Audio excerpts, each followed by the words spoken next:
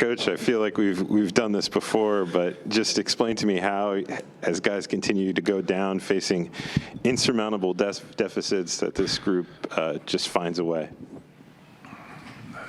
It speaks so much to the resiliency of our guys, the grit of our guys, the preparation of the coaching staff, keeping guys that have not played ready to go, knowing that they can light a spark at any moment. And that's what you saw tonight. No matter how much we've been down, these guys are going to continue to fight. They were in it, our crowd was in it, and that pushed us. You know, we always talk about taking care of home and finishing it the right way on the homestand, and that's what these guys did tonight. I'm very, very, very proud of these guys for how they continue to fight and scrap no matter what. Jamahl, I know you guys would probably hope for a faster start, but where did you guys find the spark in the second half? I think we realized what we had done in that first half. We turned it over a ton. I think second half we might only had probably 2 turnovers. I mean, at one point it was 11 turnovers for 14 points.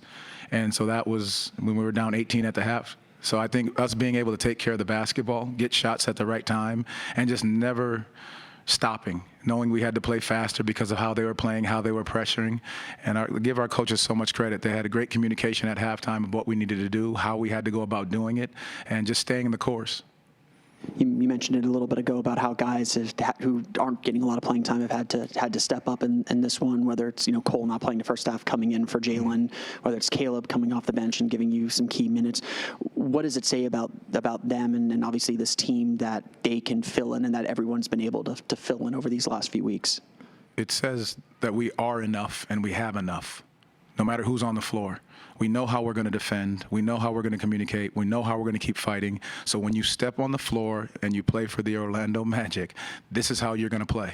This is what you're going to do. You're going to be in the locker room supporting your brothers. On the court, you're going to fight for them, and we're going to scrap until that final horn goes off. Tristan da Silva got a career-high 21 points. Just how much trust do you have in him despite his rookie status? I know about his age. I know about the Colorado connection. But just how much trust do you have, and what did he show you today that maybe you hadn't seen before from him late? His poise. He has so much poise out there. You know, guys are trying to pick him up full court. Didn't rattle. End of the game play. They did a great job of taking his pass away. Cole, I was able to get downhill and finish the possession. Again, but that says a lot about him, that he's willing to make the right play at the right time. It's his maturity, his ability to have been in big situations in big games. And again, he's a 23-year-old rookie, but he's tough. He's tough as nails, and he's high basketball IQ, and he cares about all the right things. He was, in the fourth quarter, he had 13 points, and then byproduct of who you had available, handled the ball a bunch, made plays for his teammates. Just what did you see from him in those moments, to set up the right play for himself or someone else? Well, our coaches have been doing a great job of communicating how, what he's able to do. And if you think back to maybe 3 years ago when we had some guards down, we ended up putting the ball in Franz Wagner's hands. And so that's a lot of similarities there to where, a big guard that can handle the basketball and make the right play. And Tristan is very similar in that regard, that he can handle the basketball in pick and rolls, making the right decision because he's a very good decision maker. And so that's part of what we see. So credit to the coaches for being able to recognize and see that. And then Tristan for continuing to work on his game in these moments to be able to not just catch and shoot or slash or cut or rebound, but also be a playmaker in the pick and roll. You talked about 11 turnovers at one point, you guys making the adjustments at halftime from the assistants, talking to the team and getting everyone together. But what was it specifically through those first 2 quarters that allowed Brooklyn to get 61 points, you just 43, and for them to be able to be in firm control of that first half? Turnovers and shot making. I think Cam came in and had basically 14 straight, it felt like. He's just an ability to score quickly. You put 2 on him, he still makes a shot. You put 3 on him, he still makes a shot. He hit 1 in the beginning of the game when the ball's fumbled out of ground. He shoots a one-legged floater from the three-point line. So those situations, you have to obviously come up with the 50-50 ball, but the other side of it is just knowing how they were hitting tough shots, and we couldn't get discouraged by that situation. kind of building on that, there's clearly some frustration throughout the game, whether it was with the offense, whether it was maybe with the officiating.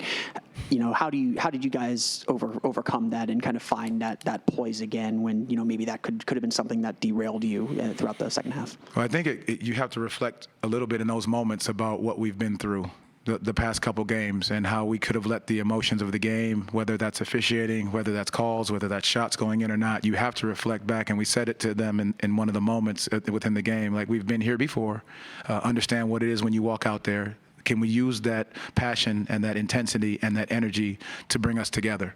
And that's what these guys did on the back end. We stopped complaining after I got my tech, and then and you just go from there. You just focus on the thing that matters the most, is going out and trying to win the game.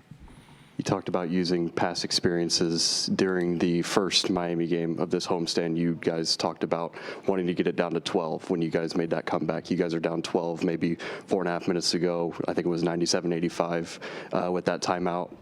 What was the conversation like in that huddle once you had got it down to 12 to kind of overcome that final deficit? I think it was just getting stops, continue to get stops to get out and run.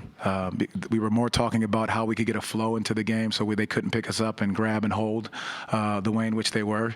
I think it was just playing a little faster, but getting the stops to get out and run so we can get the easy baskets that we needed and then, convert on the other end. Jalen was determined out at halftime. I know it's something that's been bugging him, the right wrist. I saw him grabbing it throughout the game, but just how is he doing now? He's in the locker room. We'll get him evaluated tomorrow and then kind of go from there. Thank you, Coach Mosley.